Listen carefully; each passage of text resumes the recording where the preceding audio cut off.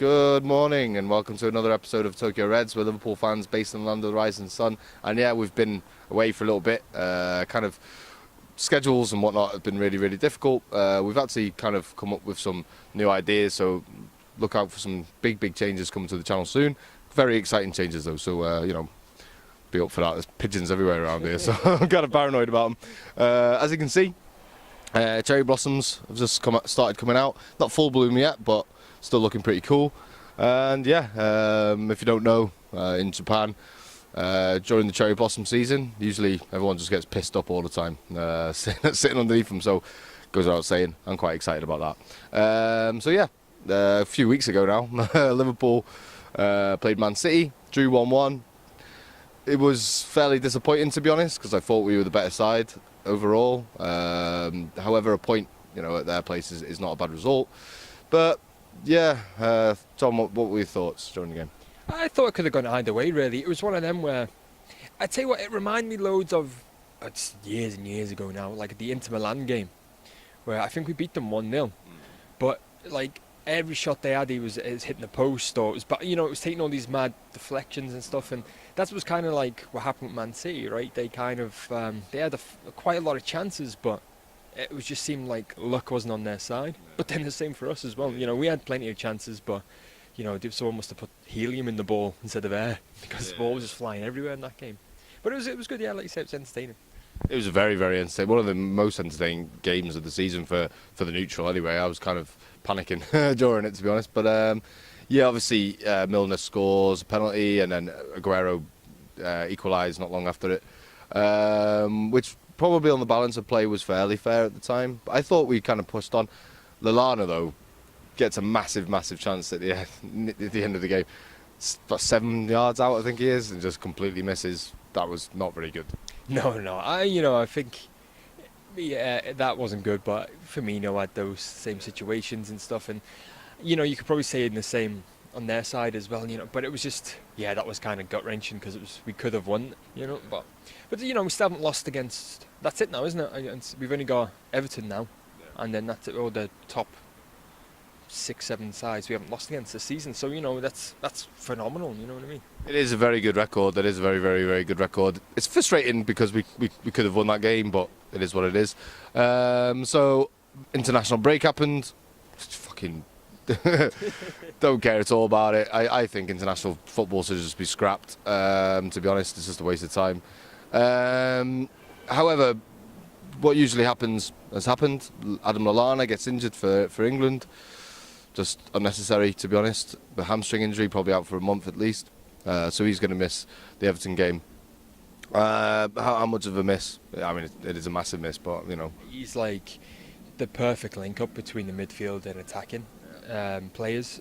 He's, I think of the last few weeks, he's been our best player, to be honest with you. He's, the chances he creates, and just, it's just.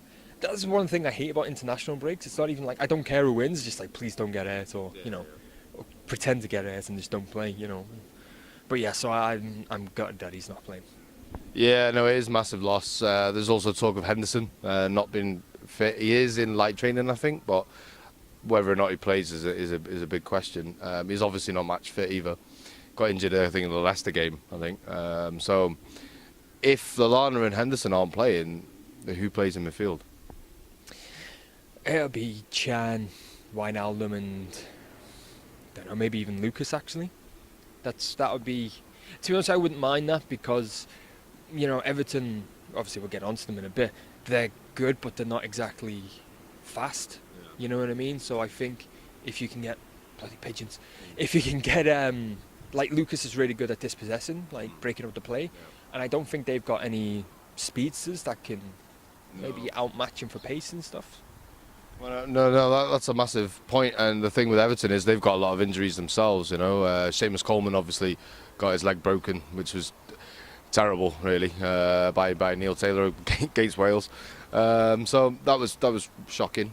They've also got Funes Mori's out, McCarthy's out, and sort of someone else as well. Anyway, yeah, the main players, a lot of players that play in there, especially in midfield. So with McCarthy out and Morgan Steinlen was the other one. He's apparently going to be out, which I think is massive as well. It means they might have to play Gareth Barry in midfield, and we're talking about not having pace. I mean, Gareth Barry's a good player, but zero pace. You know what I mean? Like nothing. So if we can sort of get at them if we play Lucas, and it kind of frees up Chan and it gives them more license just to go forward, I think, yeah, we could still do them. I obviously prefer Henderson over Chan in that position, because my idea originally was stick Henderson in Lallana's position, have Chan or Lucas as in the defensive role. I prefer Lucas there, to be honest, because he's got the discipline, the experience. You can kind of say to him, look, this is your last derby, maybe just go for it, like. And I could see him having a really, really good game because of that. So yeah. Alternatively, the only thing what they might do is bring Coutinho back and put like Origi, Firmino, Mane. That's the only other option I was thinking. Yeah, we've done that in the past, haven't we? We put Coutinho in that position. We could do that, and then have like Chan as the DM. We'll have to wait and see, really. But we've got options at the end of the day. It's not the end of the world. But obviously, it just never seems to happen where it's like Liverpool's full strength side against Everton's full strength side. One of the teams is usually weakened, but usually one team usually wins. Which goes on to say, it's been 18 years since Everton won Anfield, which is mental when you think of all the things that have happened. It's insane. I think Lionel Messi's won 6 Ballon d'Ors in that time. Patrick Kluivert has retired from football and had a kid, and his kid's grown up, and he's now played for Ajax and scored. You know what I mean? Like, it's pretty mental, that. Like, so it's 18 more years, right? Hopefully. Well, that was my question. It's got to come at some point. No, yeah, it's coming, but it's like, I think what we did really well last time against Everton is if you can stop that kind of distribution to Lukaku, then that's it. They've really got no sort of plan B. They just lofting balls to Lukaku, and obviously he's a big threat. But if you you don't really have to take him out the game, but just take out that delivery out the game, and that's there's not much of a threat. That's it. I think the DM, whoever plays, will have a lot of work to do, just kind of cut out the balls to the wing, But without Coleman, they lose a lot of width and pace on the wing, because he does play as like a wing back basically. Same with Leighton Baines, like he will go forward, but he's not rapid anymore. He hasn't got the pace anymore, and it depends if they play, because they have played 3 at the back. They've recently gone to 4 at the back. So we'll see what happens. I would be happier if they play 4, because Baines will then naturally be more defensive. So you'll stop a lot of balls out. If you can nullify the likes of Morales and maybe whoever plays on the right, I guess Barkley, someone like that. If you can nullify them two, and then you've got Barry and Garner in the middle, I think we can pretty much stop them from playing. And to be fair, Lukaku's never really done it against Liverpool. He's scored once, but that was because Emre Can passed him the ball in the box, which was a bit mental. Pretty much, was the end of Brendan Rodgers at that point. So, I'm not too convinced that, everyone's like, oh, you should be scared of Lukaku. And don't get me wrong, he's a phenomenal striker, really, really good. But we're quite good at keeping big strikers quiet now, especially Matip and whatnot. That's like Aguero, Costa. Did he score against us this year? Fucking hell. Yeah. It's a bit like Alfred Hitchcock. Yeah, I know. Yeah. But sorry about that. It's beds everywhere.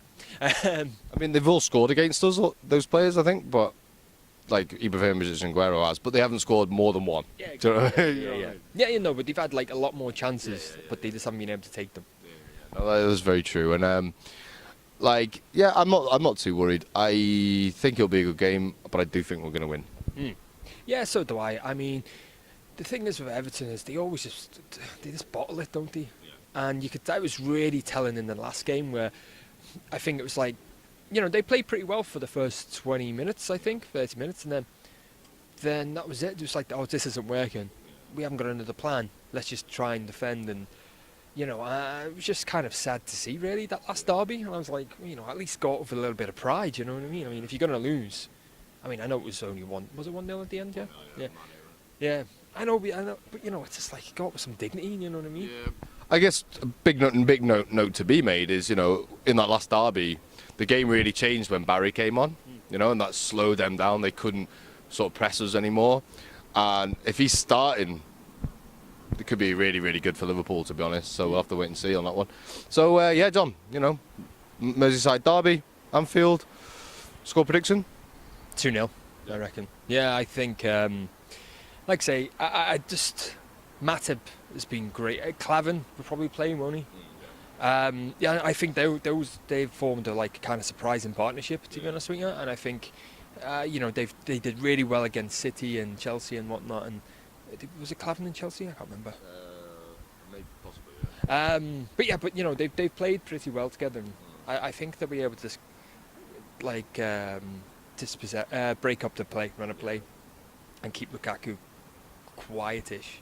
Yeah, I think, you know, if Schneiderlin doesn't play, and Coleman obviously isn't going to play, yeah, I think we'll do him. I think it'll be, like I say, 2, maybe 3-0, maybe 3-1. To be fair, I can see them getting a goal. Ross Barkley's, yeah, yeah, it is us. Yeah, Ross Barkley is playing well now. You know, apparently. Lukaku's obviously in form. I can see them getting a goal, but I think we'll score early. I think we're going to fly at them straight away because of the atmosphere and everything building up to the game. And pigeons, and yeah, it is like an Alfred Hitchcock movie, to be honest here. But there we go. So yeah, let us know in the comment section down below. What do you think will happen? Yeah, you know, how big a miss is Lallana and Henderson as well, for that matter. And yeah, we will see you next week. We're probably going to change it a bit now, probably 1 video a week, so look out for it, be excited. We've got some big plans for the future, so share the video as much as you can, give us a like and subscribe as well if you haven't done already, and yeah, we will see you later. Up the Reds, see you later, bye bye.